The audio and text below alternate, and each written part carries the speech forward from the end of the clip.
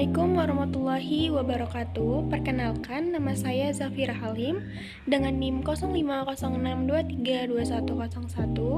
Saya dari kelas manajemen 3E.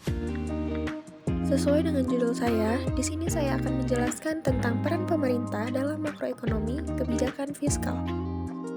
Untuk yang pertama, ada peran pemerintah dalam menjaga stabilitas ekonomi makro melalui kebijakan fiskal. Kebijakan fiskal merupakan instrumen penting dalam mengatur penerimaan dan pengeluaran negara untuk mencapai tujuan ekonomi nasional.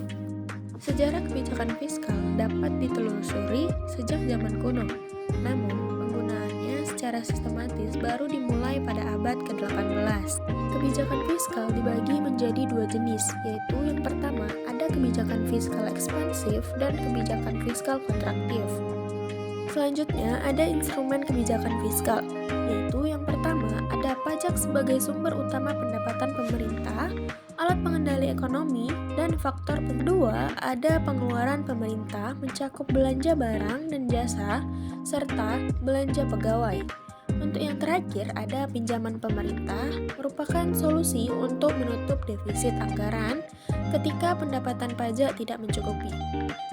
Berikutnya, ada dampak kebijakan fiskal terhadap tingkat pengangguran di Indonesia.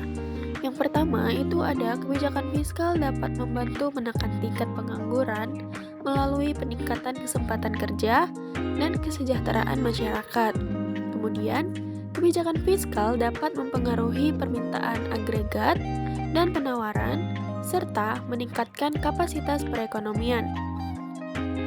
Lalu, yang terakhir, tujuan utama kebijakan fiskal itu untuk mencapai kestabilan kondisi ekonomi, mendorong pertumbuhan ekonomi, dan menciptakan kesempatan kerja. Selanjutnya ada pengaruh kebijakan fiskal terhadap tingkat inflasi, yaitu yang pertama, kebijakan fiskal memiliki dampak langsung terhadap inflasi melalui pengaturan pengeluaran dan pajak. Yang kedua, peningkatan pengeluaran pemerintah dapat meningkatkan permintaan agregat yang berpotensi mendorong inflasi.